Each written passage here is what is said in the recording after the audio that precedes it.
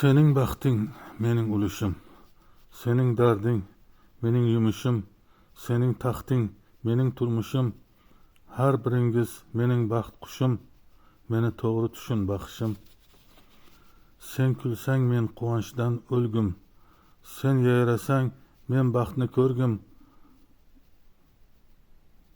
haydasang ham yoningda yurgum, jigarimsan jigarday suygum, meni to'g'ri tushun baxshim.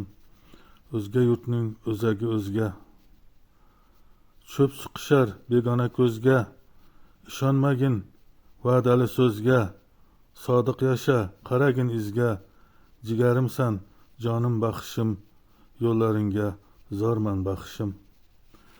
Bu she'r jigarim Bahriddinga atab yozuvdim. Bahriddin Moskvada ishlab o'qirdi. Bahriddin Moskvada neftarazvedka bo'yicha o'qidi.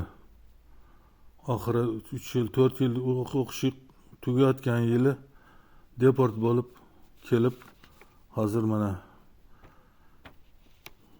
Buxoroda yashadi, hozir Toshkentda oyjoni uy olib berdi, shu yerda yashayapti.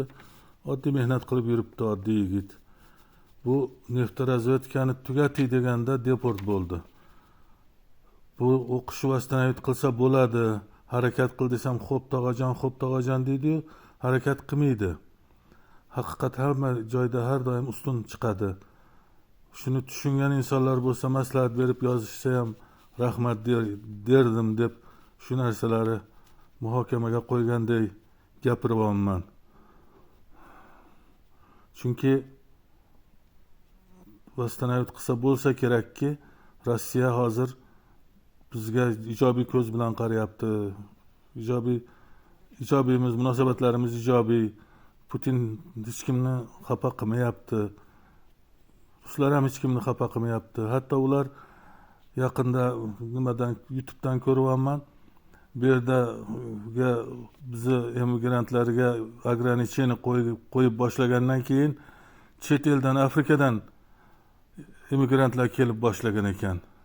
Bir rus yigiti yozibdiki, chet eldan kelayotgan o'zimizkilari haydab negrlarga, chet ellik insonlarga kunimiz qoldimi?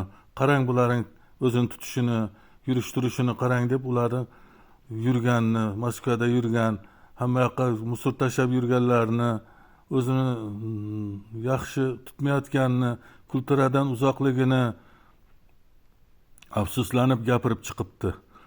Haligi yigitni ko'zimga surtkim keldi. O'zimizki-da baribir. Ming yillardan buyon ruslar bilan do'st inoq bo'lsak kerak. Birga jang qilsak, birga vatan qursak, birga kommunizm qurishga harakat qildik. Urushlarda birga g'olib chiqdik. Nonimiz, tuzimiz, harakatimiz bir edi.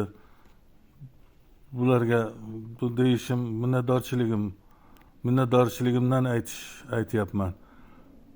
Ruslardan uzoq ketib, ajrab, yaqin qo'shnidan ajrab bo'ladimi hech qachon? Yon qo'shni, jon qo'shni degan gap bor. Yon qo'shnimizdan Xudo qo'ymasin, jon qo'shnimizdan Xudo qo'ymasin. Uzoqdagi, nimadan ham yaqindagi qo'shni yaxshi, do'st yaxshi deb eskilar bekorga aytmagan. Boringizga shukr, borimizga shukr.